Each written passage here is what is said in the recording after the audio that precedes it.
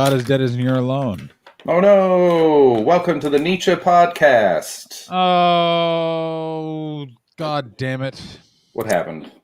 Oh, Twitch has said my title is invalid. Annoyed. Oh, did you put boobies in it? I said fucked off with then. Ah, there you go. So go live. Edit is annoy. Oh. Stupid. I like how Twitch is like, you can plan on insurrection on our platform, but no cursing. No cursing whatsoever.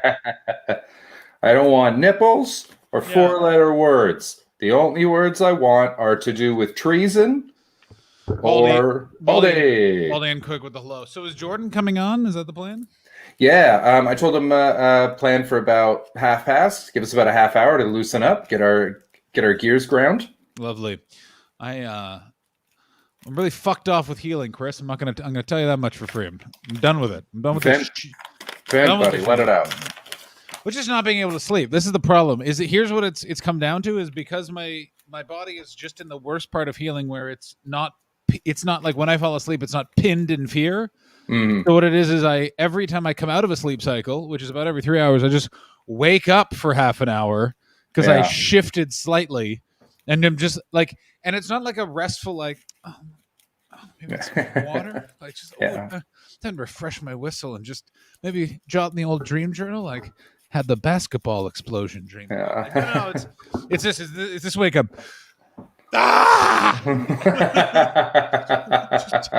Mind-numbing pain. Just the world is. My dad is the one, and then it's like like you're so awake, but also like immediately met with like no, go back to bed. Like have you ever I fall asleep from sheer tyranny of will around like 10 these days because I'm getting up at 6 in the morning like a psychopath. Jesus. Yeah. Alex, welcome aboard, Alex. Is that new? I like that. The screen elements commands are they're absolutely they are nailing it. Alex, I want to hear about how the show how the live stream went with Chaz Curly Joe. I watched part of it. It was really good. I meant to watch part of it, and I remembered at 3:30 my time. I was like, "Oh yeah, shit, fuck." I watched Tom Tuck play the Mountain Goats, obviously. And I mean, Alex Watson, we speak your name, modded for 12 hours. Alex, I will think of you each time I wake up in mind-shearing pain in the night. I'll go, instead of just going, I'll go, Alex Watson's a good mod. And then Witness me, blood bag. What was that? Witness me, blood bag. Oh, look who it is. Hey, Tuck, you crushed those songs, buddy. Well played. Tuck, we have a different guest on, so I don't know if we can have you on now. But I want to know how it went. I want to know how that went. Yeah, bring him on. Who gives a damn? Damn right, Tuck. You're coming on, Tuck. Tuck's family. Tuck. 2,700. That's amazing. Good work. Quids? He raised 2,700 quids? Yeah, 2,680. So says Alex Watson. I'm not gonna lie, I totally forgot what he was raising money for. I think it was seagulls, like aggressive, mean seagulls, trying to take them off the streets, trying to give them like respectable bird jobs, like building dresses and drawing you towards Prince Charming. Tuck, tape your phone to something and come on board and talk to us about thinking Mountain Goats. But yeah, so that's basically, I've just like hit my fucking, it's a good thing we've hit mental health. So it's basically one of those things where I've given myself depression by just the accumulated not being able to sleeps. Yeah. And also then like all the other stuff you can't do where it's like can't run or do exercise or the other mental health clearing things you would do. I will say quitting smoking has made my skin have a shine to it that I did not know was possible. And that makes me happy every day.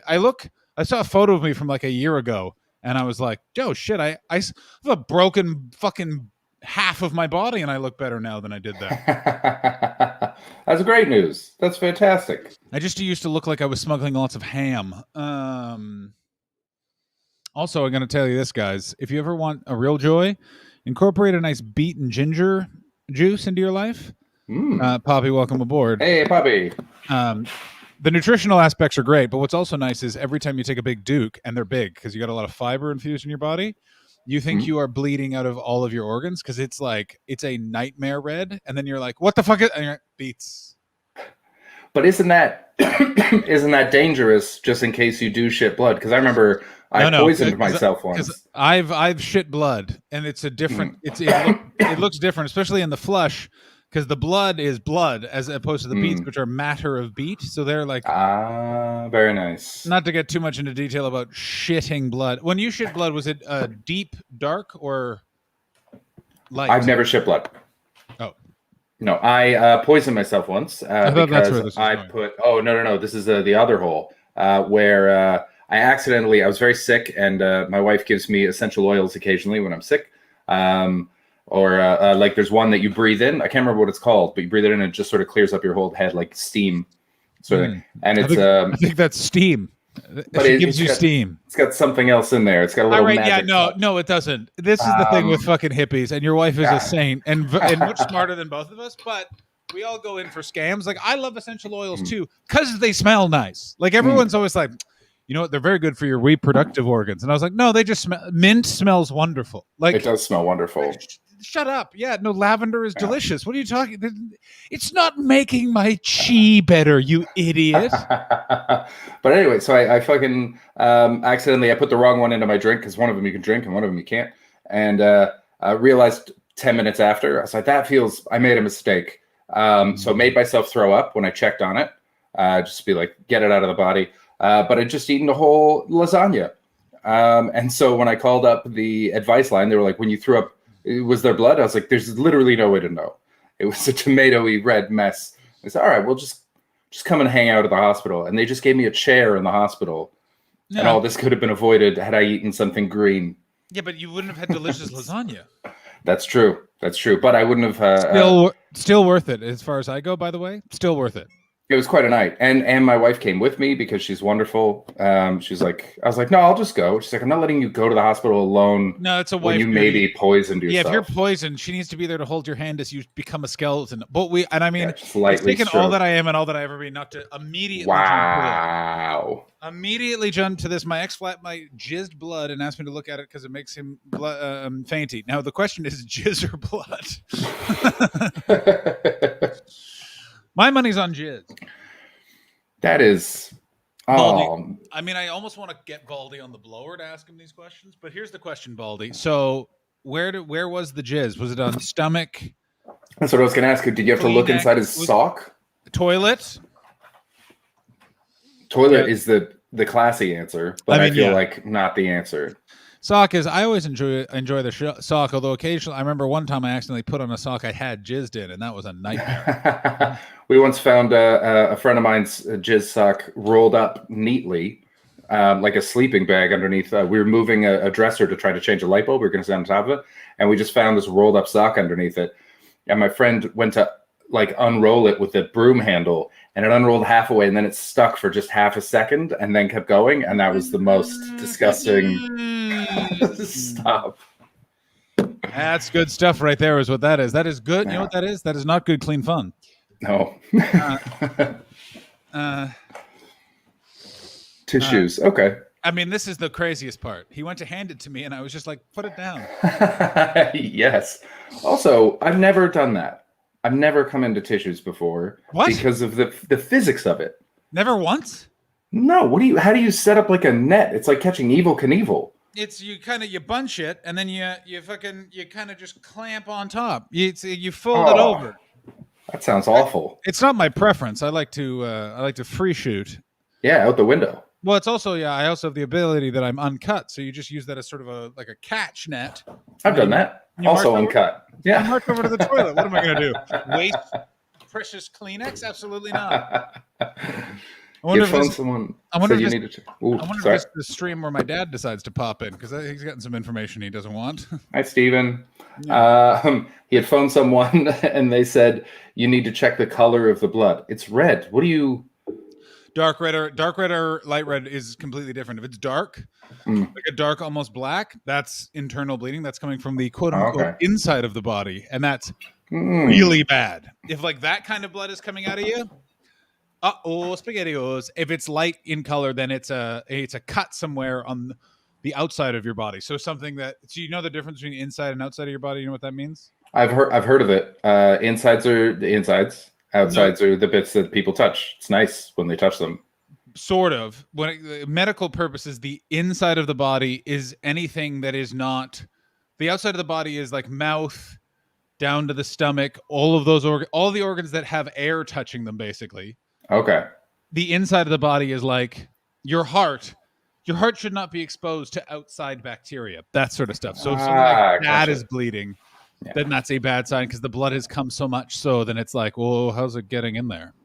Yeah, it's made it out of the, it's broken the dam, so to speak. I once listened to a podcast where a guy talked about how he got so stressed his cum got cold, and that haunts. That makes me actively pursue mental wellness on a daily basis. Oh, you want a reason to read a book about mindfulness? Your cum will go cold. How is that even possible? I mean, part of the problem with cum is that the balls are too hot, right? I mean, gotta be. Hey, Tuck, what's going on? We're talking. That's an amazing point to arrive. I'm going to say I'm liking that Thomas put up a painting and also entered very much like some. First fall of the stream. First fall. Your heart should be in contact with the, should not be in contact with outside bacteria or your. Thank you, Alan. I thought cold was better for fertility. Yeah, but not for your mental health. You don't want cold cum because then.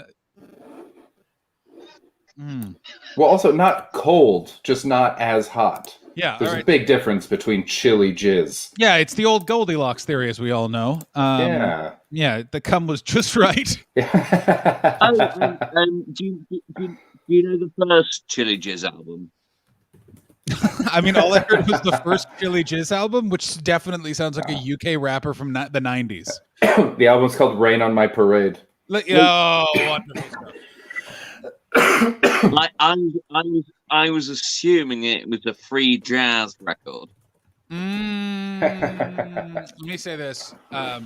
Play it fast, play it loose. Tom, your internet is Tom, your internet is woeful. Is there anything that could be done about that? There is indeed. Oh, good, he's frozen?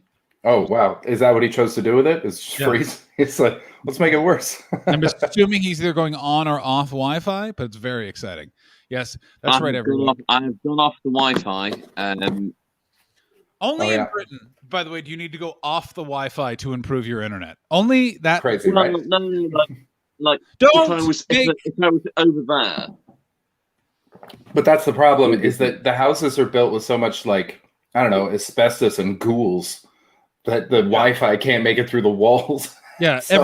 every house in London was built by a bunch of skulls of a Victorian. How are we going to build this house in Manor House? Well, I need 11 bodies of Indian children, first of all. As we all know, the houses are made of 5 humours. Yes. As they always say, every house in Finsbury Park, you could count the Irish. And you can and you can feel the chi. You can feel the chi. But chi is the name of the Asian man in the wall. So, Tom, Alex Watson, our very own mod here on this stream, was also the very own mod, and well done him for managing to come on do this one. Oh, sorry. Yeah. Get it straight, Tuck. Yeah. How was the stream? You were fantastic. I really enjoyed it. I watched them. It was raising money for Mind and Calm, and we here at the stream are all in favor for mental illness being addressed and helped in every way possible. Keep that jizz warm, kids. Even though, of course, you're faking it. I mean, I'm kidding, of course. I know I look like a guy who would think people with depression are faking it, but I genuinely know it's not a fake thing. But I find it very funny that that's still a thought process people have. Or you guys have both frozen, and now I'm just playing out my own id. Go ahead.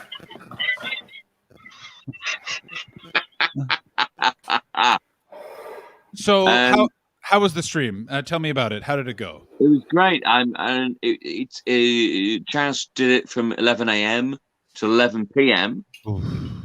And as like that's the marathon he was doing. Speaking of which, thank you for following Chaz Redhead. All of a sudden, hey, Chaz, great work. Yeah, so I watched a lot of it, and it was really lovely because quite a lot of it was just genuine chats about mental health. What? And not to delve into anyone's sort of personal life, Chris, you always seem like a pretty even-keeled guy. Tom, I don't know that much about that side of you. That's it. You do drink like a demon. So either you've got some bats in your belfry, or you bats. Don't. Yeah, bats. Yeah. It's bats. Bats. Yeah.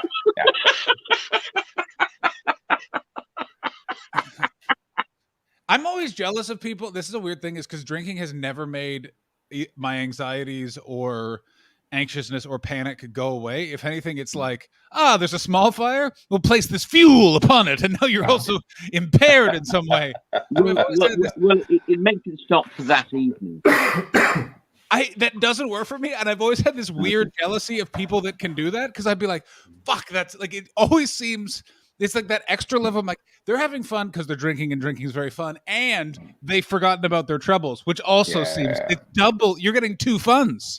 That's the best fun. Yeah. You're getting the full value meal at McDonald's. I'm just getting the burger. Also, add to that, that's one reason, two reason, and third reason. For a long time, I didn't get hangovers. Oh, you was that because? How was that? Hang on, just Chaz. Thank you so much. Great job. Everyone is appreciated. He is just swimming. I'm very happy to be in bed. Have a great sleep, buddy. Great stuff. Great work. And if you would like to donate to him, there it is available in the chat right there. Go donate to him more. Go on with this more. You didn't get hangovers, Thomas? It was almost £3,000 they made for the mental health charities. It's absolutely it's amazing. It's awesome. Brilliant. Yeah. And Alex was a fucking integral part of them. Alex does a great job. Oh my God, she's an excellent mod. A huge part of us being able to do this near daily stream, which Thomas quickly become a. I asked Ben, by the way. He is back in the house. Hey, I spoke to him also. He said Thursday. He's going to pop in on Thursday. But he said to me, "I'm going to sleep." Totally fair. Yeah, that's bad. Yeah, you can't be. Also, he sent me a very nice. He came and saw me at Soho Theater, which hilariously was a year ago, and went, last comedy show I saw before the pandemic. Which oh, wow. I'm not going to be honest. I'm going to be totally honest. I'd smoked some weed out of my window, and I'll tell you, whoa, it really got me. Oh. By the way, here's something that's happened recently. I've discovered, but you know what does make me forget my panics and anxieties? If I like 2 hits out of a nice marijuana cigarette out of the window, it's sheer panic for 45 minutes. That 15 to 45, like just sheer nightmare, and then it enters into this like level where I can literally feel my whole soul be like, "We dealt with that.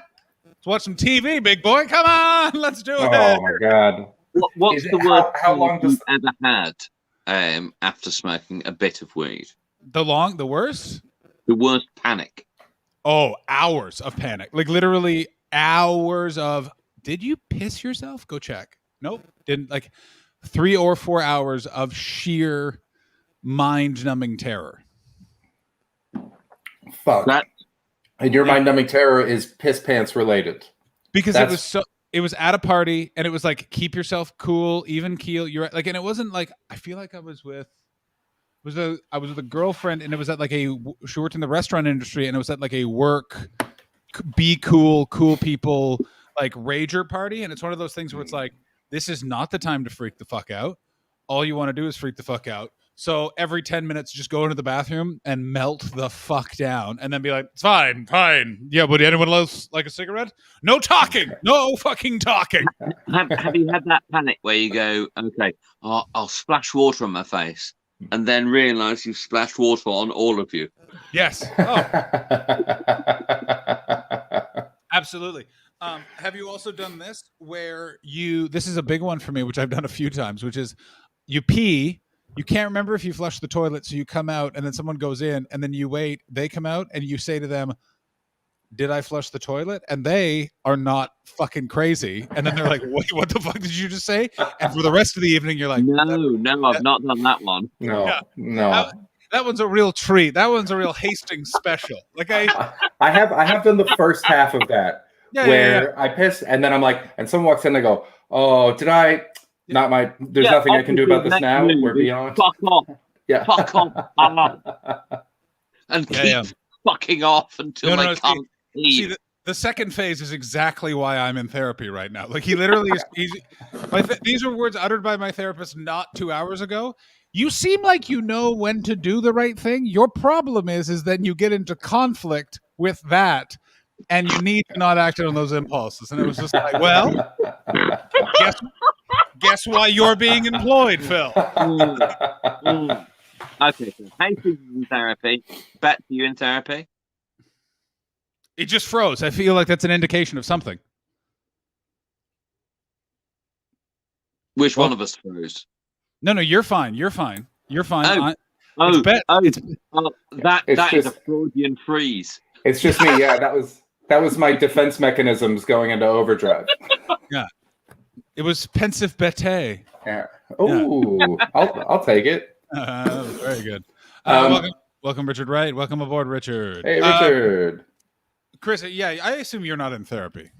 No, I should be. I probably should be, because I remember a few years ago I took I was doing focus groups, and one of them was for the NHS, and they were trying to do like a telephone line mental health care thing, and they were like, "Have you ever done it?" And I was like, "No." They're like, "Do you think you should?" And I immediately felt really defensive. I was like, "Then yes, I absolutely should." But no, I never have. I have what Alfie Brown called, I think, right, a bleak practicality about life. And if Alfie Brown can call you out on anything, then you've got to look at yourself. I mean, you're not wrong, but also the thing with Alfie is he's lived such a life that when he can nail things, it's one of those, like, you know what I mean? Like he's a very incisive man, but I mean, if you're talking about like self-knowledge, then he's not 100%. No, I wouldn't say he's got some blind spots. But he also, I think he knows them. Who doesn't? Yeah, but I was about to say that exact thing. But what I will give Alfie, which I would not give a lot of comedians, is Alfie at least is aware that he has some blind spots. In that, I would say that there are certain things that I am aware of, like, I'm not self-aware about. There are certain gaps in my awareness of my own self, and especially for a performer, it's important to at least get to that stage, and then fixing can begin. Can I tell you a short story about Alfie Brown? Yes. It was maybe 5 years ago. Go ahead. And then requisitely, maybe 4 years into ACMS existing, and I think I may know part of the story from his perspective. Go ahead, Tom. Can I stop at some point and then you tell me his perspective? I mean, if it is the same story, I'll give you it is this story, because I always hate when people it's also stories are also from two different perspectives. I hate when people are like, let me correct your interpretation based on my secondhand. It's like, no, there were two people involved. They have two perspectives on it. Yeah. Emperor Palpatine's story behind view on another view. Yeah, exactly. You know what I mean? Yeah. Emperor Palpatine has a completely different view of what went down on both Death Stars. I got news for you. And to him, he's right. That doesn't make him actually right, though. I don't care about Emperor Palpatine's point of view. I don't want to hear it. Yeah. Well, now we're getting into the whole. I'll be good to talk about objective truth. I mean, we're gonna talk about '90s alt rock in a little bit. So yes, of course. I'll be good to talk about Live's seminal album "Throwing Copper." We absolutely can. Is that the one with Dolphins Cry, or is that the one with the other song? Lightning Crashes. Lightning Crashes. Yeah. I mean, I'm more of a Dolphins cry man myself, but you know what? Everyone has taste. Go ahead. Tell us your Alfie Brown story. It was when ACMS was at stand 1, which we only did for 1 year. We would have loved to have been there for a second year. What's So, that? John, are you I was burning yourself in the eye with the mic? I was just adjusting the microphone. Oh, good. Bets is dead. Good. Yeah, Bets is dead. Good. Finally, long live Chris. I have not farted. It was the mic. It was the mic stand. Go ahead. So you're at stand 1. What is the year? I'm going to say this is 2000. I think it has to be 13, 14. Okay. Something like that. I'm going to say it's 13 because I think I did ACMS in 14 and you were across the road at the stands. Yeah. So 14, then we would have been at the. No, wouldn't we have been at the tent in 14? And then 15, we were in the. Did I only do ACMS starting in 2015? Did I did it? Then you're right. You are right. You would know better than me. I mean, I don't think I would. Yeah, but you may have been. You wouldn't have been drunk. Yeah, maybe actually. No. Yeah. Because 20. I know. Either way, let's say it was 2013. Doesn't matter. The year we were at stand 1, I had admired Alfie Brown and his work for a while, and asked him to come and do the show. And he came and watched the show, and then went on stage and had hated the audience for everything he'd seen of the show. Like hated them for being hipsters in his eyes, or whatever term he would have used, but that feeling. Yeah. And tried to do whatever 10-minute set he was going to do anyway. And halfway through, realised it wasn't working, and then started telling them a cunt. I mean, yeah. And then they started laughing. Oh, interesting. And he punched the ceiling and called them cunts. And they laughed harder. And so every year after that, I've invited Alfie Brown to come back. And he has attempted to do the same thing. And it's never worked. No. It's never been as true. Because he hasn't hated them as much. I mean, how do you know? How do you remember this? How do you know this? It was 2013. And it was his first time at deliberately torpedoing the gig. Oh, that's Isabel. Oh, hey, Isabel. Okay, so then it was 2013. We now the soberest person involved with ACMS has popped in to give us the yeah. Okay, then we exactly know. So 2013, he was deliberately attempting to. But he did it halfway through. Yeah, but this is the thing, and this is also Isabel, who is in the other room.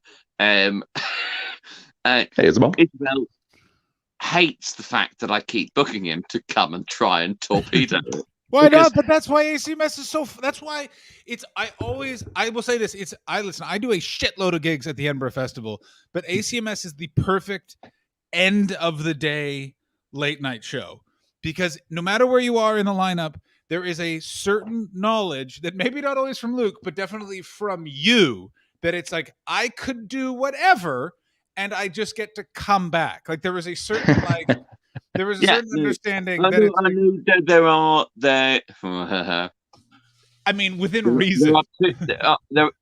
There's one person I've banned, and that man is Chris Betts. Don't tell us that woman is a woman. Come on. Oh, very. Way to throw it back in my face. Thanks for outing me, Tom. Yeah. Wait, I know who you banned. That person wasn't a performer. Didn't you ban a journalist of some note from ACMS at one point? Oh, let me guess. I mean, do you mean gobshite? I don't know if what she's called. I don't know if that's. I don't know which one's nickname is that. Copstick. Yeah. Is that her nickname now? I mean, It's I one really... ankle, but no. I actually like her. But her review of ACMS was. Did she like it? She left, and she said that she left during the review. You go like, well, then you shouldn't be allowed to write the review. I remember this now. Yes. Of course, it was in fact not Hills. In this case, it was not Hills. No. So Hills isn't a reviewer. Absolutely not. No, we're just trying to guess who it was. Yeah, we haven't talked about. I've never really talked to you about ACMS at all. It's fascinating. So I don't want to know who was banned, but I want to know what happened to get them banned. Do you mind me asking? Because that's interesting to me. The second person who's been shadow banned.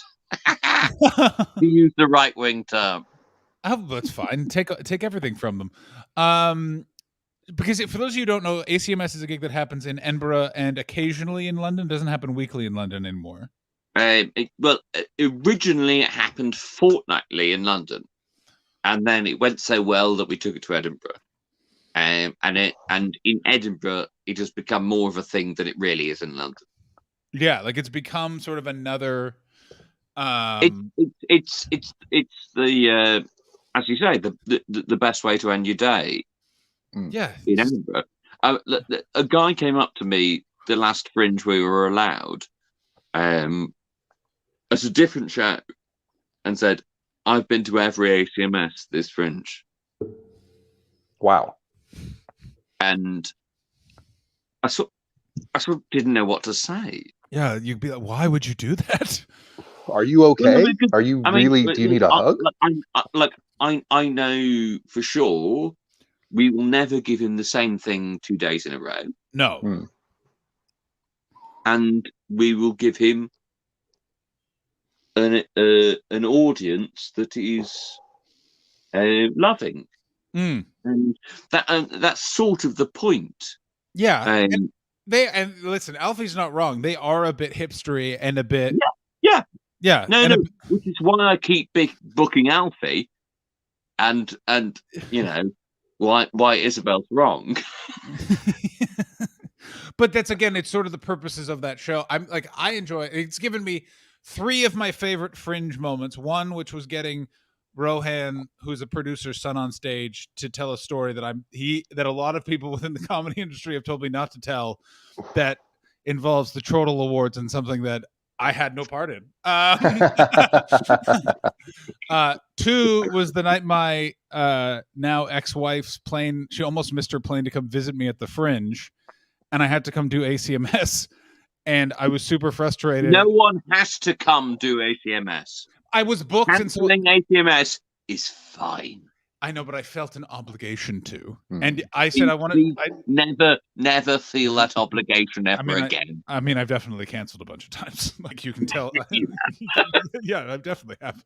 Sometimes I'm like... the trick is usually, Isabel, can I go in the first 2 sections? No, those are fully booked. Unfortunately, I'm somehow required somewhere. I don't know how this happened in such a coincidental manner. I don't want to be on Blair Street at 2:45 in the morning if I don't absolutely have to be. Which was then I made the crowd surf me around the Monkey Barrel 1 while I told jokes, that was absolutely good fun. That was good fun. That was good fun, especially when I realized I forgot that there was a gap in the aisle. Yeah. And only remember that as I felt less hands on my back. I think I ran in to try and help. Yes, no, I vividly remember being like, this is, because I remember doing it and being like, I like that I'm doing it this gig. This is what this gig is for. And I remember having that thought while I'm doing jokes. Bear in mind, I'm blindfolded, being crowd surfed around the room. But then, like, anyone who's ever done crowd surfing knows that you feel a lot of hands on you, and what you don't want to feel is less hands, because sorry, John, fewers, or less. You don't want smaller hands either. That's a danger. Or less is Chris. Less is hands. Less is hands, of course. Yes, in many times less is more. But This time, no. No. Also, not nearly 2 p.m. Fine. 2 a.m. is the issue. 2 p.m. is fine on Blair Street. It's wonderful. Yes, you can go. You can go to the place that does breakfasts. The City Cafe, yes, next door, does a lovely breakfast. Mm-hmm. Also, if you ever just want a quiet place during the Edinburgh Fringe Festival, that's Starbucks at the top of Blair Street. Like by midday, very busy on the ground floor. Upstairs, always deserted. I have never been in that Starbucks ever. I mean, why would you go into a Starbucks? Because the coffee is I object to it as someone who lived in Edinburgh in 2002. Yeah, no, I understand. There shouldn't be a Starbucks on the Mile.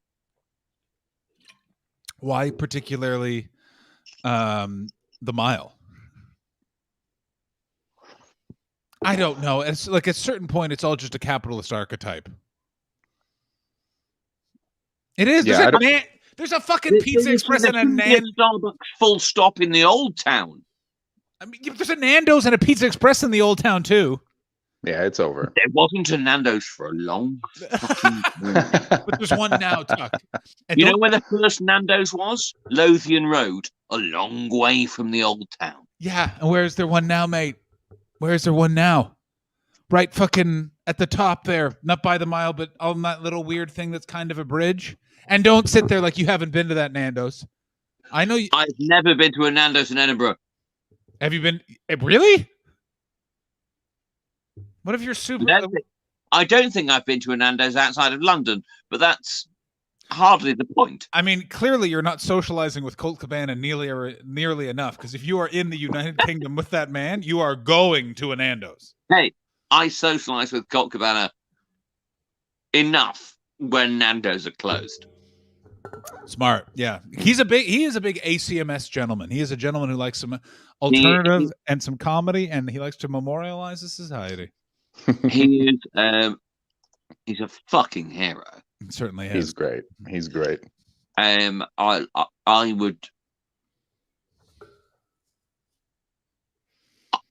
would punch a man for him. Have you punched a man before, Tom? Exactly where I was going. Yes, I have. The pause was, I think I would lay down my life for him. I was like, maybe, but I would definitely get into a scrap for Colt. Yeah, it's like I'd take a bullet for either one of you, but not in the face or chest. Yeah, no, leg or arm. Leg or for arm, sure. huh? Yeah. Yeah. I'd lose an arm. Lose an arm. Okay. Wow. Thanks, man. No, for Colt, not for us. For Colt, not for you guys. Oh yeah. Cool. Good. Yeah. Yeah, but bullet for you guys. Lose for Colt. I'm about to switch over. I'll be right back. All right, Chris is gone again. Chris is dead. Fine. The stream can return to its. Oh, he's back.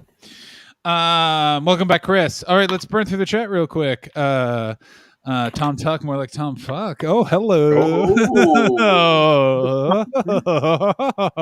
Apparently, there's a Nando's in my hometown on Elgin, which I actually did know and I have been to. And unlike the Nando's in Australia, replicated the model of Nando's in the UK. In Canada, it's top notch. And no, the Colt show did not happen today because he had a thing he had to do with. So I did laundry and I iced my shoulder. Good man.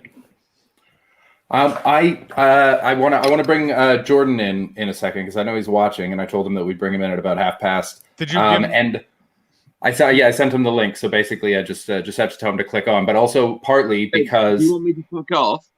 I think we can do all four, can't we? We'll try it. It might be a bit busy.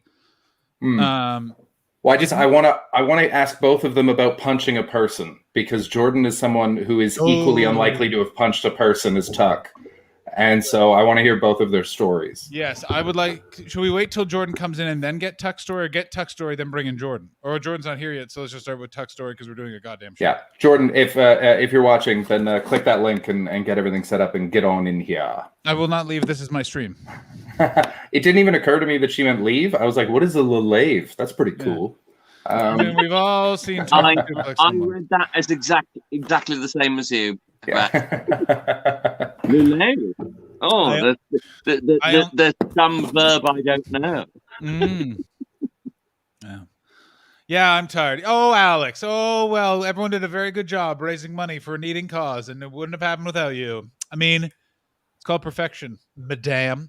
So, Tom, you punched someone in the face. Can I guess how it happened? I want to guess how it happened.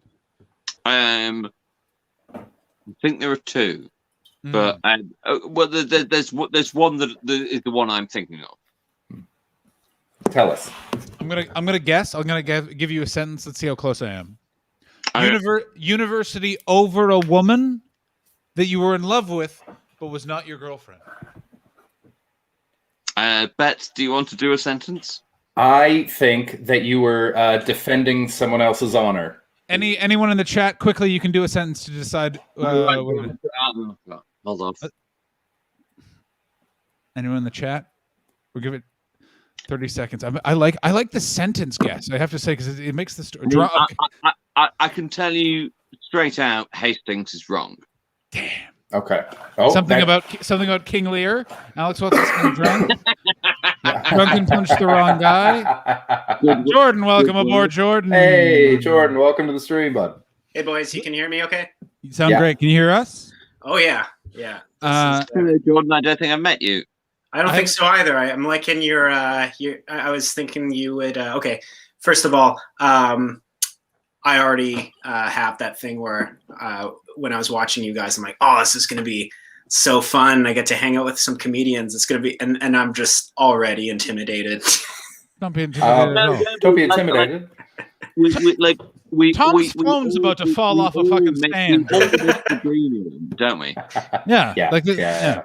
And Jordan said Jordan's a musician, so he's not. Yeah. He's used to a green room. And Jordan, you have to remember, we're not good comedians, so it's fine. Like, you're under no pressure whatsoever. Oh, come off it, John. That false could be... modesty doesn't suit you at all, John. Good comedian. That's true. Yes, Betts is getting there. The two of us have really given up. That could very well be the case. But I also I love hanging out with comedians just because there's always that overlap with. As a musician, the bad show and what it means to sort of like be on the road sometimes. But I realized that even like musicians' worst shows are not the same kind of self-loathing psychological mindfuck that when comedians have bad shows, and it's always it seems like comedians, like the worse the shows are, or the worse like a tour is or a gig, the funnier the stories are that come out of that. But I don't know if that's true. Here's the one thing. Here's what a comedian has over a musician, which is the bad shows for us. There's a lot more aggression. They're always crazier. I'm not going to argue with that.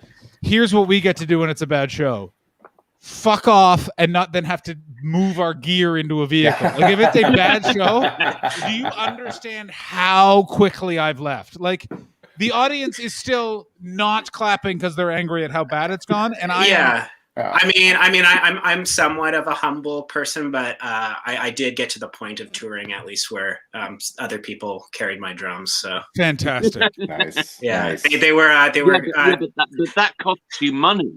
Yeah. No. I hired. We can leave for free. Yeah. Steal the microphone while we're at it. Just chuck it in the pocket and bounce. It would be weird if we had someone to take the sound system down. Like, it would be like, why have you hired someone? I hired a guy to grab my bottle of water off the stool as I'm walking out. Because... but it's like I had this thought when I was watching you guys recently, which is when you guys have bad shows. I mean, that could be for a variety of reasons, but a bad show for like most musicians would be one person was in the crowd and they like heckled too close during a quiet part of the song. Whereas like you could be in a room full of people just yelling shit to your face. And I think that's possibly why most of you guys are so mean to each other, like behind the scenes too, because you got to keep that backbone up. Otherwise you're going to die on stage. The difference between comedy and music is that music has sort of delineated bits. Yes, like a platonic ideal. Yeah. So Yeah. We are done. What do you think of it? Yeah. Whereas in comedy, they go, I think this bit now is terrible. Yeah. And And the whole point is that they don't know that we're not supposed to let them know that there was a beginning, middle, and end. Yeah. The whole point is to hide all that. And so that's why it drives me nuts when someone does like the like setup, tag, punchline, callback, and then looks at them as if, and that's them like doing the little like the final chord on the song, so they go, "Oh, it's over." Oh, I don't know if you know that. Yeah, those are the shit ones.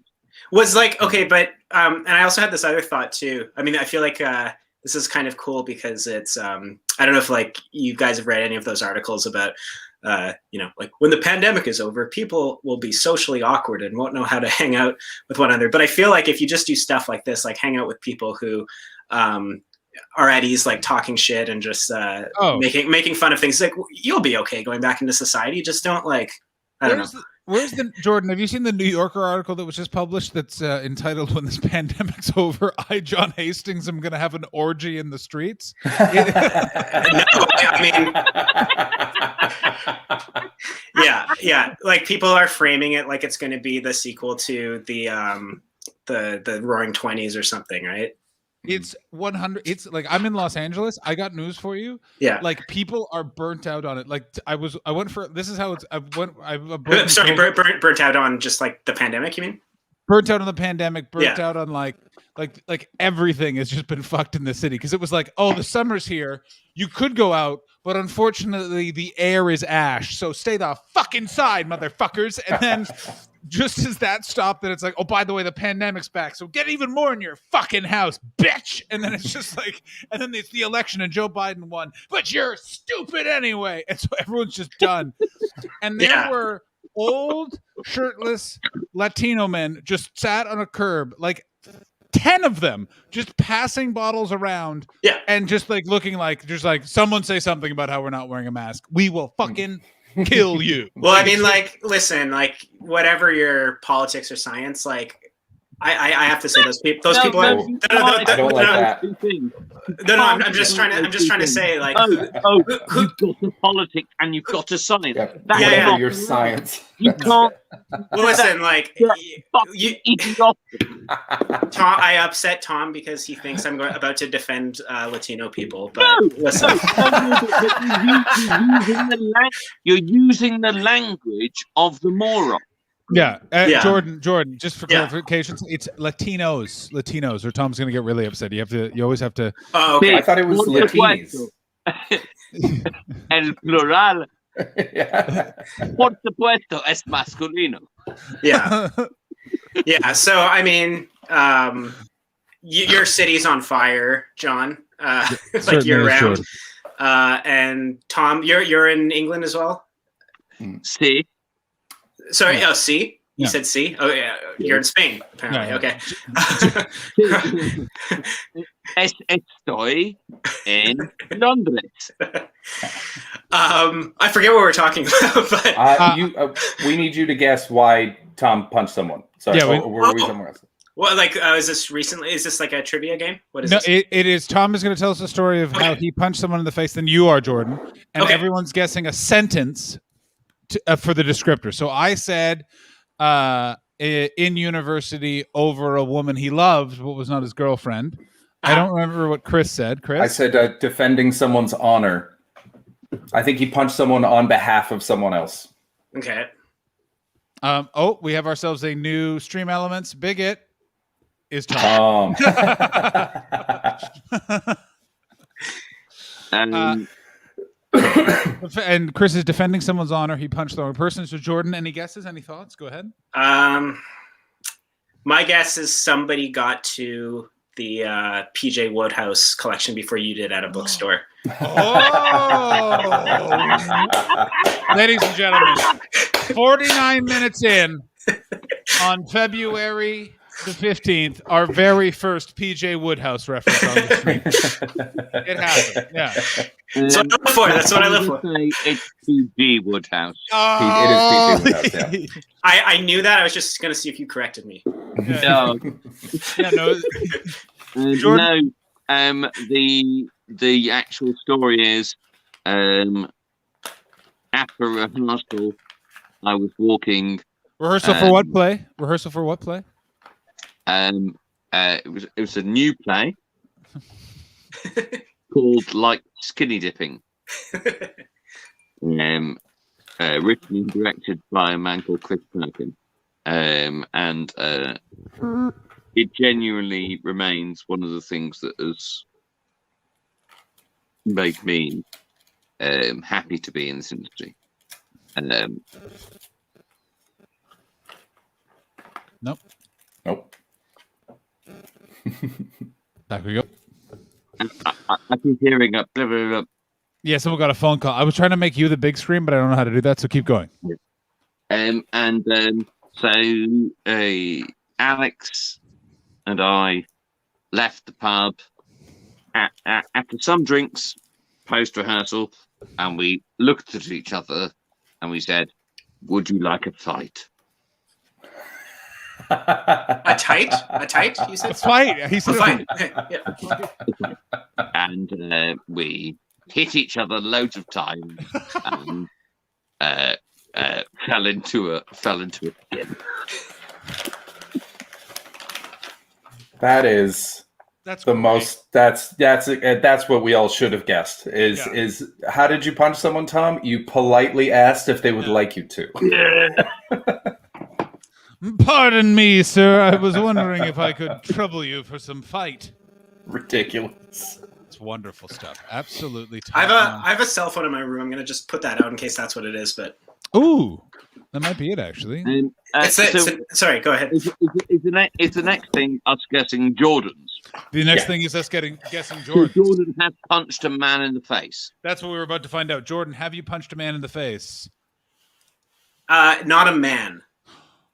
Oh! Fucking this game's got claws. And with that, our podcast was canceled. Well, It's been fun making it, Jordan. Have you ever punched a person in the face? Yeah, I mean, the question is, does a child count as a man? That's all else. There you go.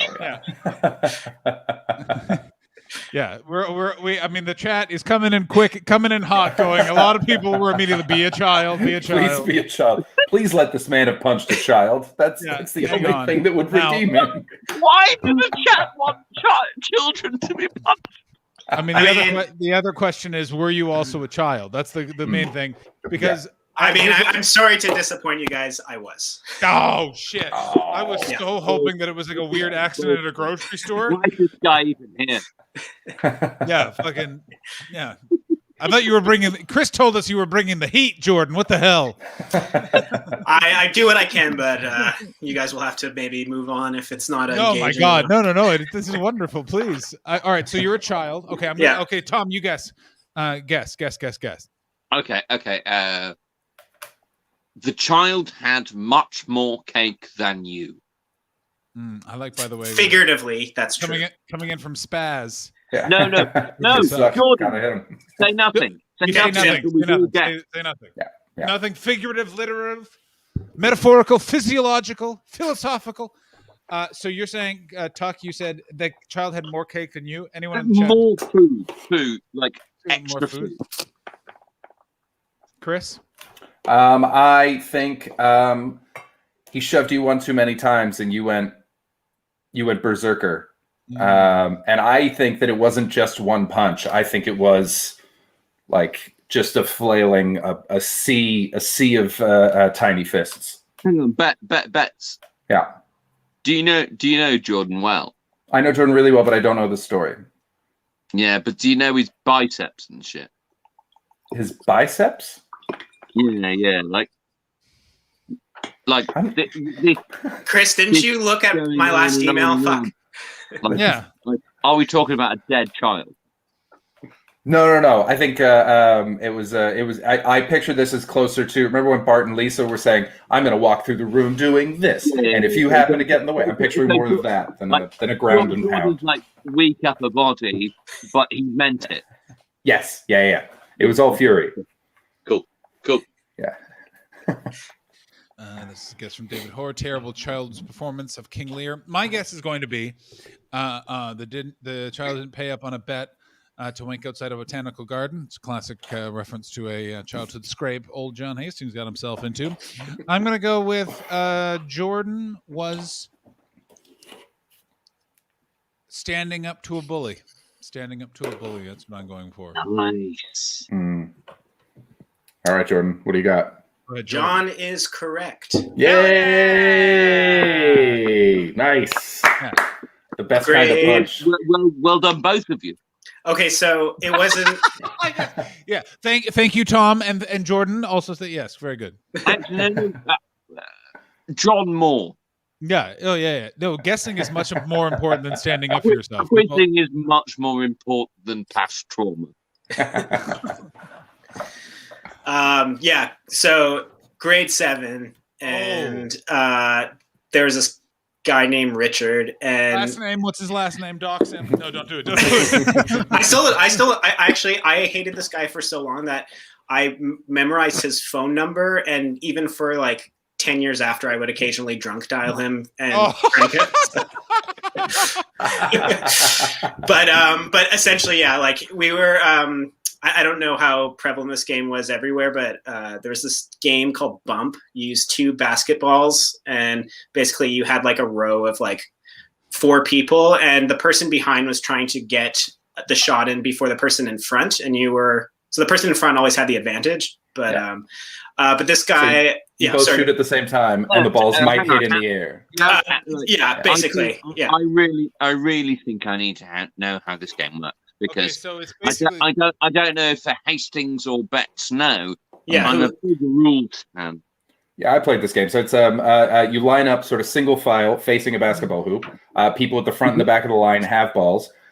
You're trying to score, but you're also trying to stop the person in front of you from scoring. So as the person shoots, you can shoot their ball out of the air, or you can go for the basket. And it's about. You can also shoot from underneath the hoop too, which is part of the fun of the game. Yeah. Okay.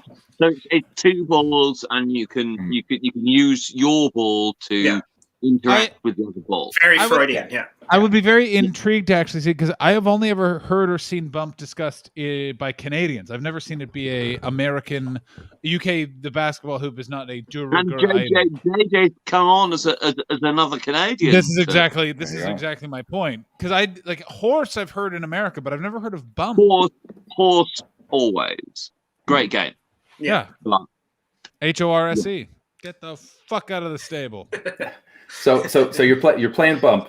Playing Bump. Him and I had come to a few whatever you call them scraps before, and they were usually just verbal. But he kind of had the upper hand because I was the fat kid, and this guy. But it's like it's like that weird thing where I wasn't the guy who was singled out all the time. I was just his, like, when the all the time guys were gone, you'd be like, oh, okay, well, who can I make fun of today? And so I would be like his kind of like backup dude. And so we're playing. Yeah. He's a desperate bully. Yeah, it's even worse is that you weren't his main target. You were his auxiliary. It's like you were a bridesmaid, never a bride. I still got invited to the sleepovers, but only because he wanted somebody to make fun of there. Oh, this guy sounds like a real cunt. I think it's the other way, Hastings. Go ahead. Is that if you're like 3rd or 4th down and you're still happy with yourself, then a bully going for you, fuck it. Yeah. So basically, he was trying to psych me out the whole game just by saying shitty things. And I guess I had enough at some point because I was behind him with the ball, and he was about to shoot, and I sucker punched him in the back of the head. Good stuff. It's good fun right there. I didn't think too far ahead of what would happen after that, and he got the upper hand and literally sat on my chest, pried open my mouth, and horked a loogie into my mouth. Oh, I've heard that part of the story. I didn't know that punch. Damn. Anyways, but yeah. Give us his phone number. It's 250-47. No. What? This is the free media, guys. We can say whatever we want on here. 20 years later, it's still in there. I mean, it's so good. I mean, there was a guy there was two guys, one of whom was one of the people that bullied the shit out of me. That was my alias forever. And even like deep into high school I had to stop giving his name and number because he started getting arrested for real crimes. Jesus. And Ottawa, because this is the best thing about a bunch of the people that bullied me, like truly lived up to the post high school, like what they say in a PSA, where it's like they're on a one-way road to nowhere good, and it's like, oh yeah, some of them were like, one of them is a janitor at the high school we went to, which never stops being delicious. It's like you're just like, mwah, we did it. Yeah. Sorry, go ahead. Jordan, you were introduced to us, and the stream. You can say the stream. Yes. Hang on, I need to address something in the chat. I'm not shaming janitors. I'm shaming the fact that, do you know how fucked up it would be to be a big giant dickhead bully, and then every day you have to clean the school that you routinely pissed in the hallways of, and be the most bullyable adult in the school. The one that other bullies are more likely to cause shit for. Can I just jump in and say that? Go ahead, Jordan. I mean, it's like the pandemic has obviously rendered a lot of optimism and things that seem like good ideas. Just like, what's the point of this? But I've been trying to find a project name for the last year and a half, and I think Shame Janitor is the closest thing I've seen. Like that. Shame Janitor. Good job. Shame Janitor. Cleaning up our emotional messes. Ginger Beer Man 1, you have rallied. You've created inspiration, which is what we're all about here.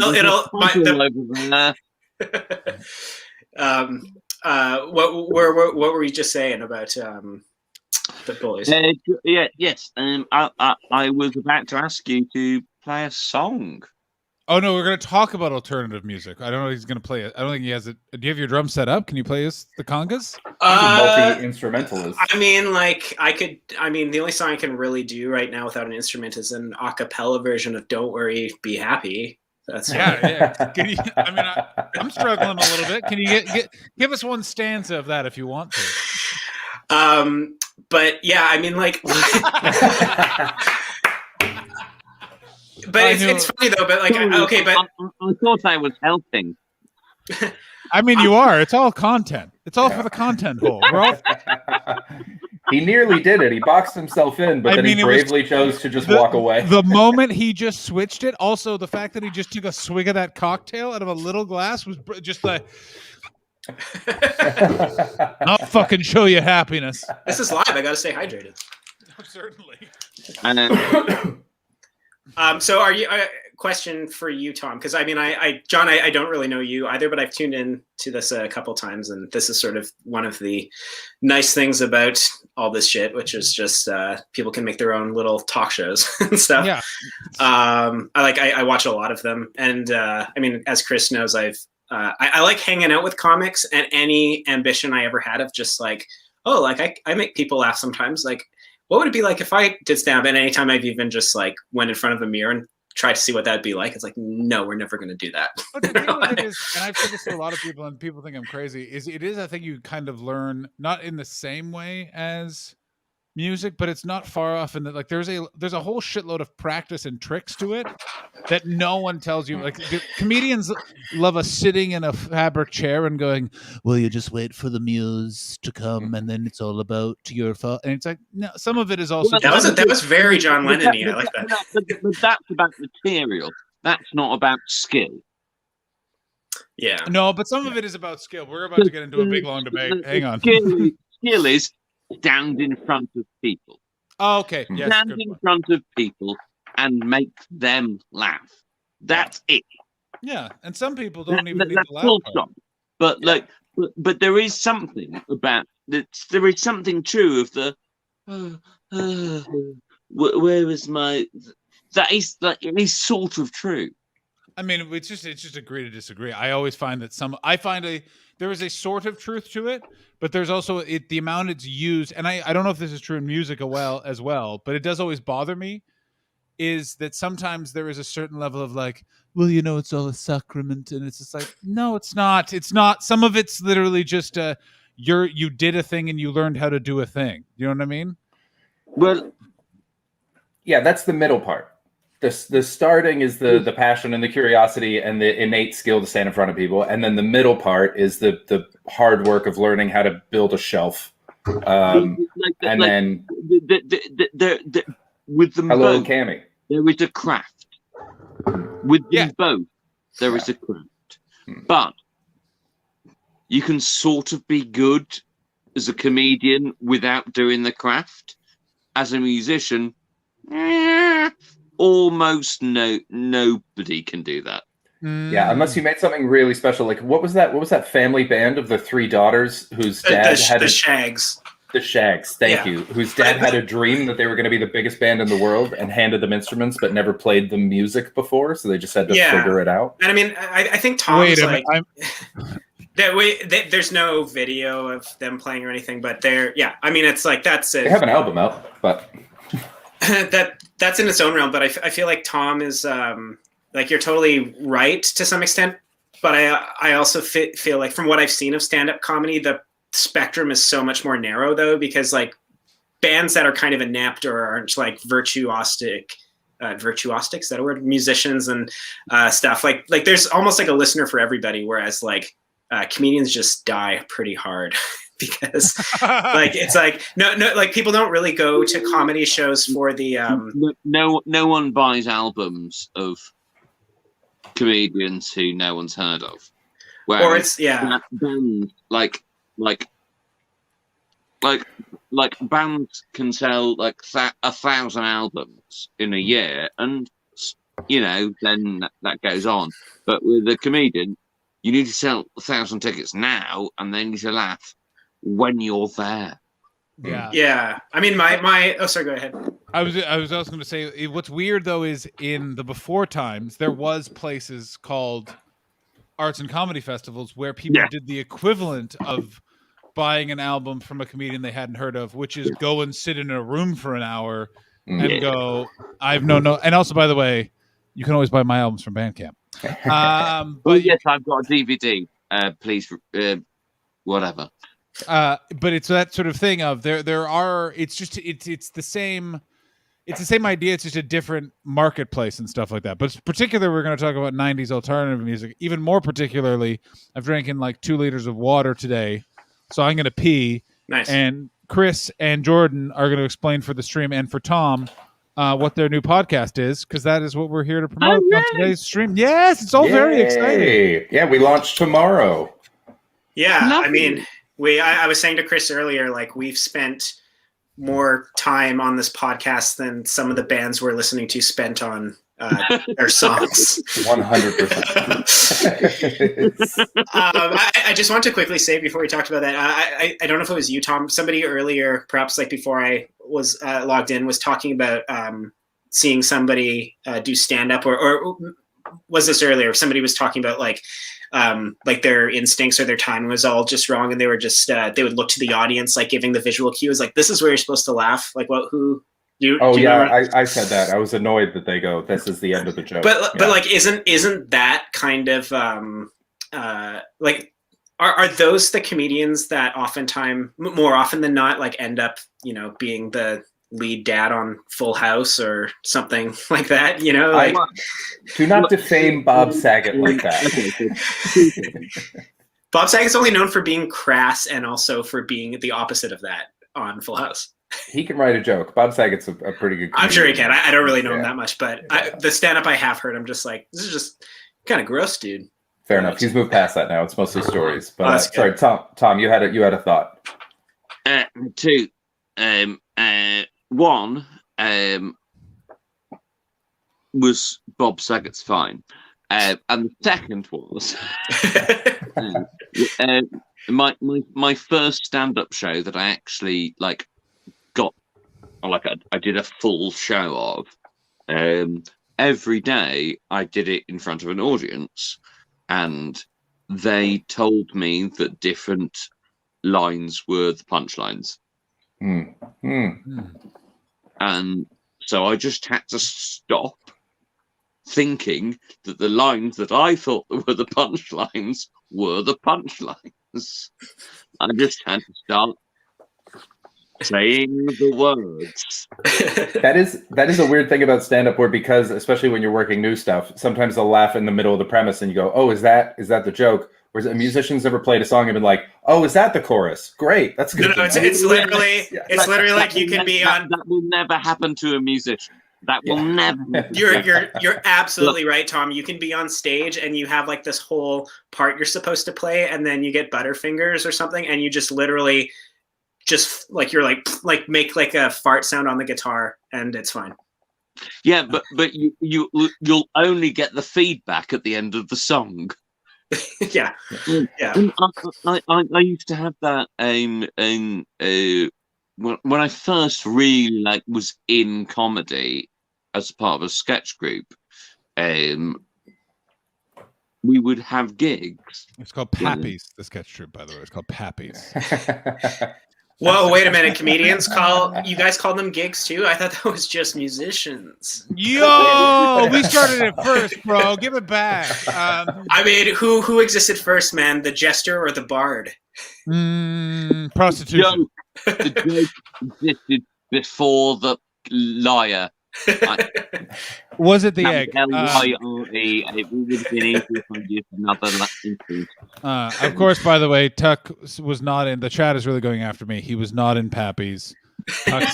Tuck's sketch troupe was, of course, Lazy Susan. Everyone can remember he was in part of. Great sketch name. Great. It doesn't matter. But we would have gigs where the audience would be really nice and applaud like hugely at the end. You're like, yeah, you could have fucking laughed at the fucking jokes. Oh, you know what? I 100% agree, and it's the thing that drives me crazy, especially about sketch in the UK, is the amount of people that look at it like an objet d'art, like just they view it as theatre. Yeah. Also, yes. Now, Tuck, that was when you were with Lady Garden, according to JJ. Of course, yes. I think it's such a deep reference. So I was peeing. Did we explain to Tom what Big Shiny Tunes was? No, I got carried away. I do know what it is. And, have you heard of Big Shiny Tunes? You've heard of Big Shiny Tunes? Tom. Well, so the idea of this podcast. Yeah. Have you heard of Big Shiny Tunes, the Canadian compilation of alt rock in the 90s and early 2000s? No. But that would have been very surprising. The podcast, I thought it was a nice idea. Yes, you've explained the podcast on the show, and Chris is getting upset. He's fogged up his camera from passion. So much Vaseline. No, but here's the question, and this is an interesting one, is because the three of us are great band to look out for. Okay, so three of us are Canadian, so our alt rock intake there we go. in the 90s was very specific. Tom's an interesting one because Tom was in you were not even in England. You were in some far-flung nation in the 90s. Bangladesh? Bangladesh, yes. What was an alternative band in Bangladesh? Like, what would be? We had so MTV Asia and also Channel V. Well, Channel V, but in the advert, an Indian man said Channel V, so we're allowed to say that. I mean, that accent's going to get us some heat in the chat, but I'll allow it. What the fuck was that flash? So that was from like 90 to 96, I think. Do you remember that was right when the first one came out. Like, do you if you go back to 96, do you remember what you were listening to? Yeah, what was a big alternative band for Tom Tuck in 96? Hang on. Smashing Pumpkins didn't come out till 97, did it? Melancholy was 96. Yeah, it was actually 95. Yeah. So, Melancholy for me. Yeah. I was about to go Melancholy. Probably be my biggest. Big time for me as well. Yeah, that album. Yeah. I remember that was like my second or third album ever buying, and I remember being like, "We're into the cool shit now." So it's got a painting on the cover. Oh man, it's still a masterpiece. Yeah. Yeah, I mean, it's what's been interesting about doing this podcast with Bets is just like these conversations we're having right now, that's totally often the norm. But what's been interesting is like Chris and I basically grew up within like 100 kilometers of one another, maybe a bit more, right? Like wherever you grew up in BC, White Rock. I don't know how far like a couple hours away, though. You were on the island, so. But our references are actually like strangely different. So we get a bit more of a overview, and we dig into at the beginning of each episode, we dig into what was popular in the States on the charts at the time and in America, and just kind of talking about what. That's a great idea. It sounds like such a great idea. Hastings, what's your like? Sorry, you cut out for a second. I just wanted to just clarify just something with the Big Shiny Tunes podcast. Is it album by album or song by song? Both. Yeah. So we do each episode as an album, and then we go through it chronologically per song, and talk about like any stories that we remember from it. Or sorry, go ahead, Tom. Sorry, Bet said chronologically per song. Yeah, that surely can't be true. It is, and it's not. I guess the thing that I feel like is important to clarify is that for the most part, we are not coming at these songs with a place of reverence and respect. There's a lot of things that just have not aged well, obviously. Chris, actually, like I think in one of the episodes you talked about everything in the 90s has gone well. Yeah, Marilyn Manson's on the second edition. I was thinking about that actually. Like Marilyn Manson and Matt Good now have both recently. Oh, that's right. Matt Good. And so, like, I'm like, are we going to have to give intros? It's like at the time of our recording of this podcast, we did not know yet. Like, but so I mean, the zeitgeist in the 90s right now is in the midst of just being canceled, either in culture or on our podcast, because we cancel the fuck out of those bad songs, don't we? Mm-hmm. Who is the saddest person, Jordan? Sorry, can I ask Jordan a question? Is that all right? Yeah. I want you to. And Jordan. Yes. Which person being cancelled has made you the saddest? Like from the 90s? No. Just in general? This is a great question. Let's all answer it. Wow. Oh, man. Well, I guess it depends. I think like... I think the right answer, and the only right answer to this, is Pee Wee Herman. Oh, yeah, but he was. He totally was, man. Like, he absolutely was. Yeah, he was like one of the first people to be canceled. Such a fucking loophole, but fuck. Not really, man. Like they were just like this. No, he did jerked off in a porno theater. Yeah, absolutely did get canceled, but come on. Beth, yeah. If you want to go, I have an answer. If you don't have yours yet. I've sort of got two. One is a selfish thing because it was the only celebrity that I ever enjoyed meeting, which was Bill Cosby. And then I met him. I got to hang out with him in a bar that I worked at, and we had a blast. And then he did the best comedy show I've ever seen. And now that is no longer a cherished memory. And then you were the bartender. That probably wins. yeah. I think we'll go with that one. What about you? I was gonna say I really enjoyed the comedy of Louis C.K. and then I was just like, oh yeah, you were that guy you were pretending to be. Well, this isn't fun anymore. Which is weird to go back and watch how many times he talks about jerking off, and that's the punchline. I can't do it. I know all the bits, because I pretty much know all of Louis C.K. word for word. Did any of you guys watch all of Horace and Pete? Yeah, I did. Yeah. I couldn't get through it. I found the first episode because Chris literally came. I remember I was living with Chris at the time, and he came into the kitchen covered in art and went, "You must fucking watch Horace and Pete." And I really tried. You have to watch the what's the episode with the what's the name from? Yeah, the third episode with Aunt Jackie. Yeah, Edie Falco. Oh no, you're talking about the Roseanne. You actress. Need to watch that. Yeah. No, not Edie Falco. You're talking about the Roseanne actress, right? Yeah. Oh, with Laurie Metcalf. Yeah. Laurie Metcalf. Yeah, that episode is fantastic. It's and her and look. I don't know why I felt a this question up because like obviously his work comes into question.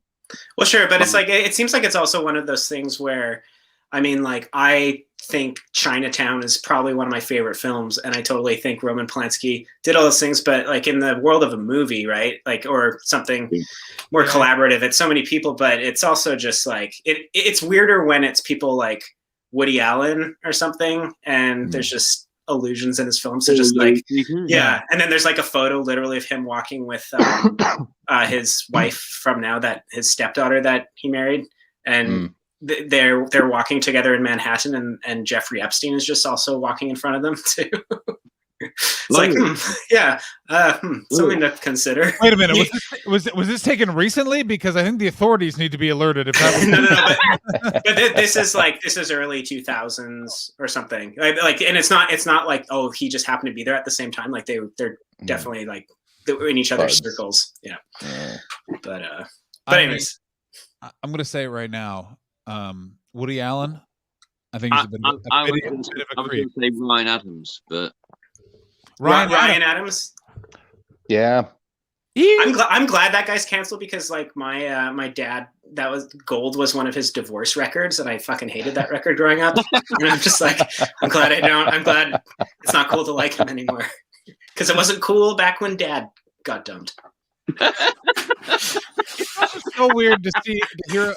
This is a very niche reference, but Jordan and Chris will get it, which is it's such a Vancouver Island thing to hear that a dad had a divorce record. Totally. Just I used to get in the car and just drive and look at the landscape. Yeah. You know what, Jordan? We can go get a we'll go get a hot chocolate at Tim's, but Daddy needs to do some reflection. Yeah, he's singing "Hey, I Still Love You, New York," but you know he's thinking your mom's name. Yeah. He's definitely thinking about driving to Dunkin' and throwing an empty at that. Oh my god! I'm taking driving lessons right now. I'm on like my 7th one, like with the instructor in the car. Super weird. Tell the story of your instructor. Oh, I mean, like he's it might not make sense unless people have spent some time in Quebec, but there's a sort of Italo-Quebec accent, and these are people who are. Like they're basically polyglots. They grew up speaking French and Italian because their parents are first generation Italian, but they also speak English. But the English accent, it's almost like the closest thing would be like Matt Bevilacqua's, like from The Sopranos, like one of the kind of like underlings of the show. You know, like one of the people who's like trying to impress Christopher. Like one of the kids. Yeah, it's just like they're doing a weird make fun of Italian accent, kind of, or it's like it almost sounds like a bad mobster accent. They're like, so you're gonna go down the street and you're gonna take a ride. Just a second, I got a phone call. Hey, Carlo. Like it's very over like the top. Simpsons mobster. Yeah. And also they'll get French sentence structure in English. Yeah, maybe, but they also they start sentences with me, I. Yes. They're like, me, I like Tim Hortons more than McDonald's. Yeah. The sentence structure thing that I love most is you want that I should. Mm-hmm. Oh yes. Because that has been imported to English from any number of Romance language crime families. Yeah, you're talking about like a Spaniard, like you want that I should ask you on the date, kind of thing. No, because like if you have the Latinate construction, that is correct. You want that I should. That's not correct in English. Yeah, but I know in English, in Spanish, Portuguese, Spanish, Italian, and the fucking Albanians. Damn right. Goddamn fucking right. Totally. I mean, it's so. Please don't tell the fucking Albanians that I said that about them, because they're around. What was the name of that Simpsons character that got adopted by Homer? And he's like, his name's like Pepe. He's like, oh, Uncle Homer, you are so fun. He's like Albanian. Oh, like the spy, the sparrow. Yeah, exactly. Yeah, that's like an early Simpsons, like season 1, maybe. Does anyone also talk about, and I think it's one of the funniest jokes ever, which is that weird Eastern European car lot that Homer goes to? it go 5 kilometers to 1 thimble of kerosene. Yeah. It's like he stepped through a portal into contemporary Russia all of a sudden. Here's what I want to talk about and explain. Let's explain to Tom who Matthew Good is. Because it's Chris, do fascinating. you want to take this one, Chris? I feel like you might actually have more of a relationship with him. I feel like you have stronger feelings though. But John, go on. I just because it's an interesting, very particular type of, in that he's very much a pop star, but was marketed as the brooding, annoying guy that's dating your friend. That's who Matt Good is to me. Who is he really? I would. Sorry, say that again, Tom. Your microphone key is sounding really watery. I couldn't hear what you said. Who is he really? That's who he really. It was my description incorrect, gentlemen? I would say it was mostly there, but I would say he wants. Oh. He's he's the guy at a college party reading a book. Yes. Yeah. So he's there to bone, but he doesn't want you to know it. Yeah, he's there to bone, and as it turns out, and he doesn't care if you like it or not because he's a real creep. Is that so? What has happened with that's great? Chris is basically right, and if somebody like if a woman was to talk to him at a party, he would basically bore her for 30 minutes talking about how he thinks The Bends is the greatest album ever made by Radiohead. Oh, that's such a great pull. Exactly what they would. It's their third best album. Yeah, I mean it's kind of weird though because one of us made that joke. through the lens of growing up in Canada and North America for sure, but especially with the Canadian artists that are on this compilation. I mean, it's like if you ever heard like Icelandic or Eastern European versions of Nirvana from the 90s, you can always kind of tell like how the 90s had this sort of cookie cutter approach at a certain point, and it's definitely on that for a lot of the Canadian bands. It's just like a lot of the songs, for lack of a better word, aren't very good. I don't know quite what you mean. What do you mean cookie cutter? Like just very paint by numbers. Like this is the chorus, and this is where we turn on the distortion pedal. And where did that come from? Well, in Canada, it probably just came from the fact that Canadians hate themselves and don't want anybody to really have any. Chris, do you want to take this? Because I feel like we get into this on the podcast about just how Canadian, Canada doesn't really want their artists to it's like they hate themselves or something, right? But that's a sort of like. It's an overarching thing, but it's not in mainstream culture. In mainstream Canadian culture, for sure. About the people. Yeah, I get no sense that Matt Good hates himself. Everything that I know about Matt Good is that he is very impressed with himself and really thinks that he should be like Canada's, if not like, not Kurt Cobain, but maybe like Chris Cornell.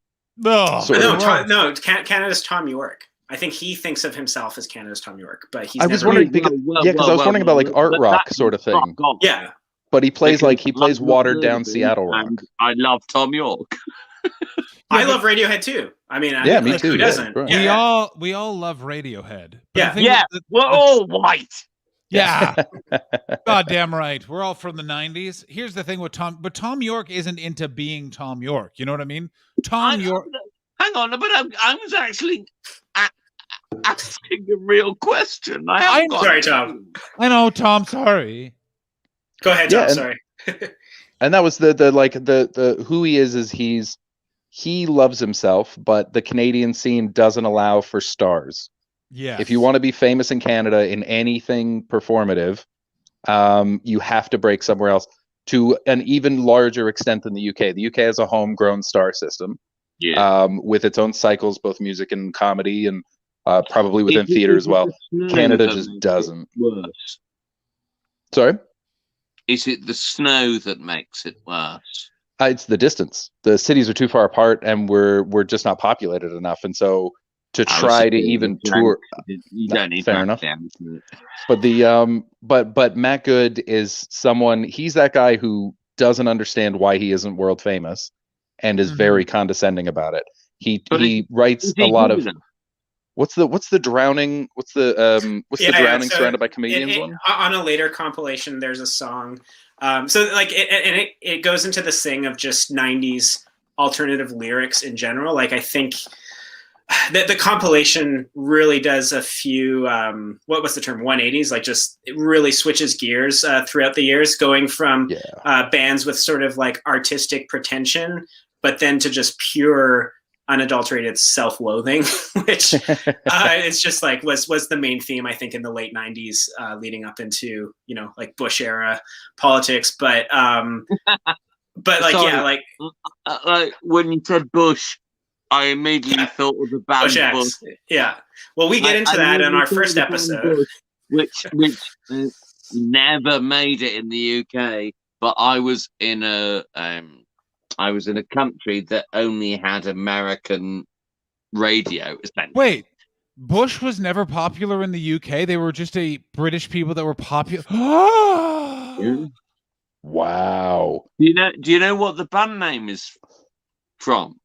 But no, Shepherd's Bush. Okay, yeah, because they were Bush X for a while as well. But only in Canada, because there was a Canadian band from the 70s called Bush that would not relinquish the rights to that. So they just threw an X on the end.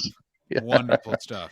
Like, but I think the thing is, like, the only way to really approach this, because when Chris and I decided to do this, it definitely came from a place of growing up with the compilations. But again, like, there's no real reverence towards these artists. I think it has more to do with like looking at music through the lens of just, you grew up, you were supposed to engage with culture. This is what was popular in Canada, and obviously there was a lot of crossover stuff that was big in the States, and in a lot of cases the UK on the compilation, although they weirdly Oasis is nowhere to be found on the entire series.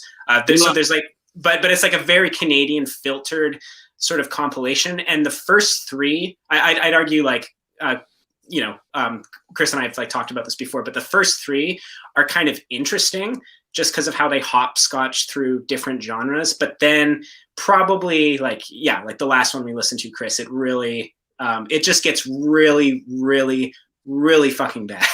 Yeah, it's like 4 Nickelback cover bands basically. Really? Well, I'm really interested in this. Really, really, really interesting. What is the first year? 1996. Yeah, Smashing Pumpkins are on the rage. Yeah. Everyone's got a nose piercing. Man, I would be much more interested. I mean, the bands that made it, like Novocaine by Beck is on the first one. Aeroplane by the Red Hot Chili Peppers. For the Canadians watching, One More Astronaut by I'm Mother Earth. I've never Pose on there. I've never even heard of that. What is that? They did not make it outside of the borders. Sloan is on there. Another band not big outside of the borders. Although every time I've seen Mark Maron live, a member of Sloan's been in the crowd. I've seen him one time. They're just vying for a spot on his show. Probably they would be the only band that he would have on from Canada. Exactly. But only under Leonard Cohen. Leonard Cohen's dead. The next in line is Sloan, essentially. Alex Watson, I was going to, but we were in the midst of Big Shiny Tunes chat, and I didn't want to interrupt it. By the way, thank you so much for the new follow, Lena. Lena, thank you for the new follow. Lena, you're great. Big Shiny Tunes. That it sounds like a really great record, and I would like to talk to you about other things. Everyone, go and check out the new podcast launching tomorrow with Jordan and Chris, Big Shiny Tunes Pod. Oh, Big Shiny Podcast. That's what it's called. Yeah. No, John's right. Thank you, Jordan. Did I fuck it up or did Chris? Oh, Chris is gone. Chris did. That's who fucked it up. Shame leave. I mean, I don't know what's happening with Chris's phone, but it's been fascinating. Basically, this entire he's been having some internet problems, I think, the last couple of weeks. He says he keeps saying it's cold in London.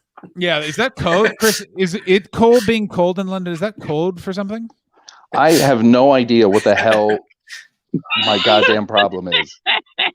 Genuinely, you guys, it sounds like an amazing podcast that I would genuinely listened to every time it came out. I mean, I'm so excited for the world to open up again and for Tom, for some reason, to be in Toronto so we can go to the bar where the lead singer from I Mother Earth has to bartend now. But which lead singer? Because on Edwin, the second Edwin, not the another guy, not the blonde guy with dreads. No, that was like one of the most upsetting parts, I think, of the podcast when all of a sudden they had a new singer. Oh, it was a big thing. Also, Baldy, great inside question. Say, oh yes, okay. So now let's. Here's my question, and then we'll slow wrap up. We'll get everyone's plugs in, all that sort of fun stuff. Is the song "Stereo" by the Watchmen? No, never makes it. Never makes it. Damn it! That's that's an absolute, because that is the most Canadian. I'm not going to play it for Tom and see what this is the most Canadian alternative 90s, I think, song. Like this is what every song on all of these albums sort of sounds like, especially the first three. Hey, the three of you. Do you all use Spotify? I use Apple Music, but I have Spotify.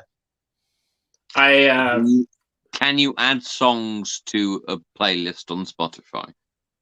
We're going to be releasing Big Shiny Podcast playlists on Spotify to be released with the podcast. Yeah.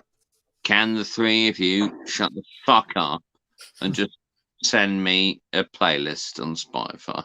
I'll send you one as soon as this ends, Tom. I know, but first. Oh, apparently this has not been plugged in the right way. Candy, there's no lowest of the low either. They didn't make it in. What songs do I know? Oh yeah. Whatever happened to my plans? Whatever happened to I will, Baldy. life I thought I had? Listen to this. It's so angsty. Winnipeg, Manitoba. My life is stereo. Wonderful stuff. This stuff. David Cross was Canadian. Yeah. David Cross was really angsty. Also, you know what the '90s video, because it's about a guy not conforming. Every goddamn one is a bunch of suits locked somewhere. Oh yeah. Oh my God. Their instruments aren't even plugged in, and he's got a cool microphone. It's fucking cool. This is like pre-Occupy Wall Street, dudes. Only it did not preoccupy Wall Street. They were not preoccupied by it at all. Preoccupy Wall Street. I broke Tom, and I'm glad. This is why I like hanging out with comedians, because this is the most stand-up I'll ever do in my life. You've done a wonderful job. Jordan, I have a musician question. Why is it from the years 1991 to 1999, all the bass players seemed very obsessed with holding their bass in in always a like up position, very low? Like, watch the bass player in this video. I mean, I know the answer, but yeah. Look at him. What are you doing? You're barely playing, son. Yeah. And the answer to that is either you showed off what you got, or you made them wonder what you had in those jeans. Tom, I assume. Does anyone else remember when Tom was talking about? Wait, where'd Tom go? I think his phone died. Yeah, that's exactly. He laughed so hard that he disappeared. If there is a person in the chat who's very close to Tom physically, can you confirm, deny phone died? Confirm, deny. That would be so great. Wouldn't that be the ultimate compliment to comedians? That it was. Imagine a world where if human beings found something so funny, they just spontaneously combusted. That'd be like the goal. Yeah. Tom, are you there? Yeah. Sorry. I accidentally left. Oh. Yeah, this is such a common trope. In an office building. Baffled, because it's like in A Bug's Life when a leaf lands in front of the ants and they don't know what to do. I mean, here's my question: I assume everyone in the chat and everyone listening is ready to fuck, because this song is so fucking good. Like I am ready to make your love. math exams really, really matter to you. Pardon me, what was that song? Nothing. I didn't say anything. So Tom, do you have your guitar there? Do you want to play a Mountain Goat song to play us out? Absolutely not. Oh, sorry, Cammy. Sorry, Cammy. I asked for you. Not today. David Hoare, this sounds like bad Incubus. Certainly is. Someone who really wants me to do a Mountain Goat song. Yeah, Cammy specifically requested it a couple times. He's been very excited about it. Specifically, I believe Cadillac, if that's a Mountain Goat song.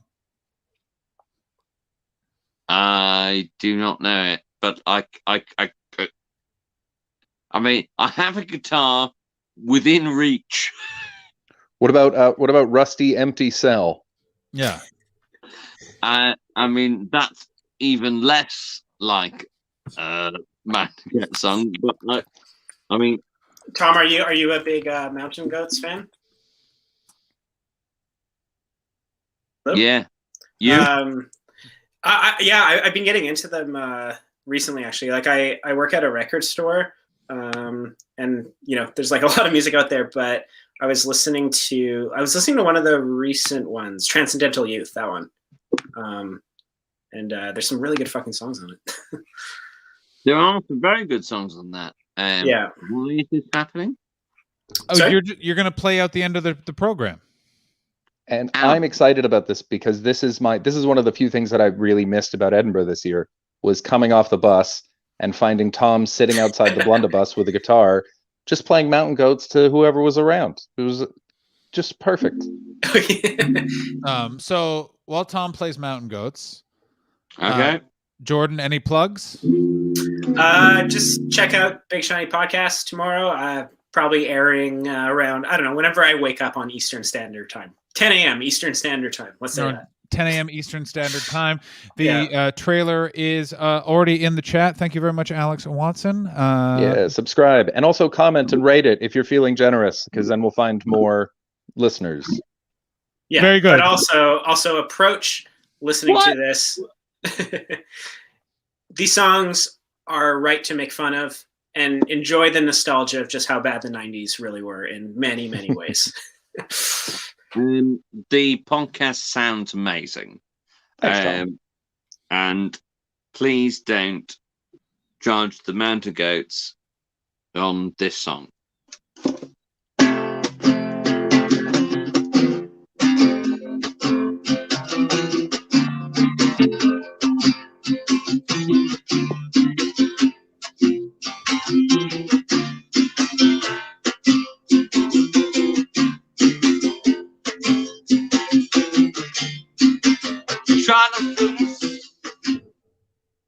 Hang on. Okay, just in the break, Chris, what are your plugs? Big Shiny Podcast. It starts tomorrow. I'm very excited about it. It's just Jordan and I talking about music and Canadian memories, and I loved making it. So check that out. Also, my Versus podcast is up. I'm going to be live on Wednesday with JJ Whitehead, who's watching right now, and it's fantastic. And everyone should follow on Twitch. Follow JJ. Yeah, that'll do. That's it. Also, follow me. Yeah, give me a follow if you like. Chris, Tom, what's your fucking name? Tom, plugs? Chris, Tom, what's your fucking name? Tom, plugs. That's what you just said. Yeah, that's right. Chris, Tom, what's your fucking name? Tom, plugs. Tom Tuck. Tom Agamemnon. Tom Augustus Tuck. At Turley God.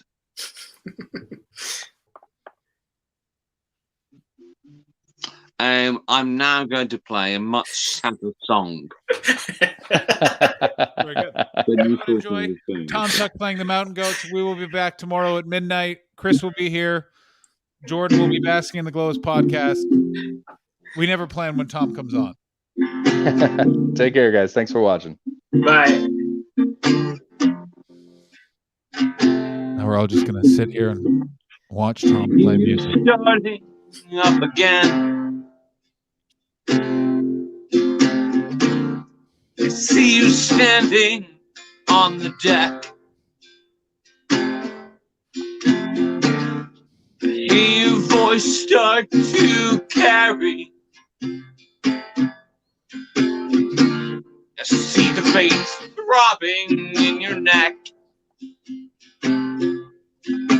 I know what you're saying. I know you're saying it before, but I'm not listening. I'm not listening anymore.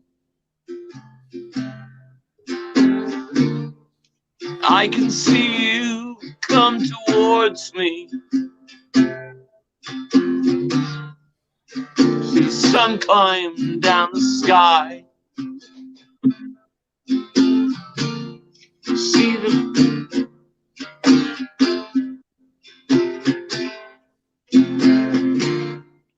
the sun climb down your eye. I know what you're saying, and I know you're saying it, but I'm not listening. I'm not listening anymore. Yay! Tom, can I ask Tom a question? Is that one in an open tuning? Yes, it is. Cool. It's like what's the can I ask Tom a couple questions about the song? Do we have time? What in the chorus? Like, there's you don't have to sing, but like if you just like do the chorus chords again, and I'll tell you when to stop. Keep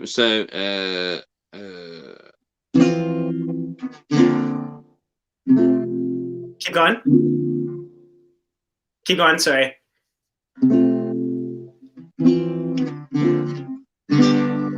That chord. That's like for whatever reason, I don't know what even, like, I'm not even technically trained, but there's something about that chord when it's well placed in a song. Whatever that chord is called, it's like the magic chord. It's fucking beautiful, isn't it? Yeah. Yeah, it's a great song. For me, it's an F sharp because yeah, and it's not an F sharp in this, but for me, it's an F sharp because the way I learned to play guitar is Bob Dylan's. But it's like an F sharp something. Who knows what it is? But there's like an emotional quality to that chord that, like, when it's put, it's like it's in like Bob Dylan. It's all over now, Baby Blue. It's in like so many songs, but it's just it's not in. It's in what's it? Is it? Yeah. 74, the 74 record. Here's what I'm going to say right now. I'm gonna end the stream, but you guys can keep. I came into this life as a reject. Yeah, exactly. That's what I want to talk about. The entire Blood on the Track record was written in this tuning, and that's how I learned to play guitar. Yeah, the magic chords. Two things. And so yeah. John's gonna do metal rap, please. Two things. Never really. Are we still on? Yeah, we played the whole thing. Yeah, of course. No, I didn't turn it off.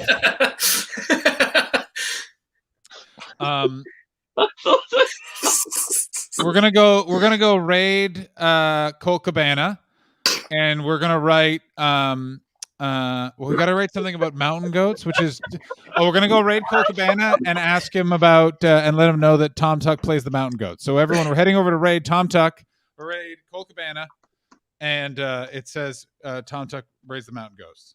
Oh, I may not even be live anymore. Let's try. No, Twitch is not cool.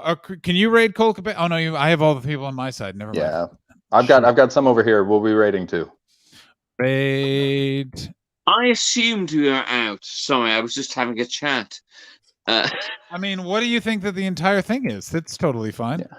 Yeah, but there's a bit and there's a bit. I was just trying to connect with Tom on a genuine level, guys. No, look, which I thought we were doing after the fucking show had happened. Yeah. I feel like I understand how comedians work now. Yeah. There you go. We keep all the honesty off stage. Thank you very much. That makes one of us. I learned to play guitar. I have no idea. Blood on the Tracks. Is it rating? Because I can't tell if it's rating or not. I think we're still live. All right, here it is now. I forgot this thing fucking It open. says live to me. Pardon me? Fuck you guys. Are you off Whoever's to... live, I hate you. I hate you. I hate you in your heart. I hope deeply you want to die.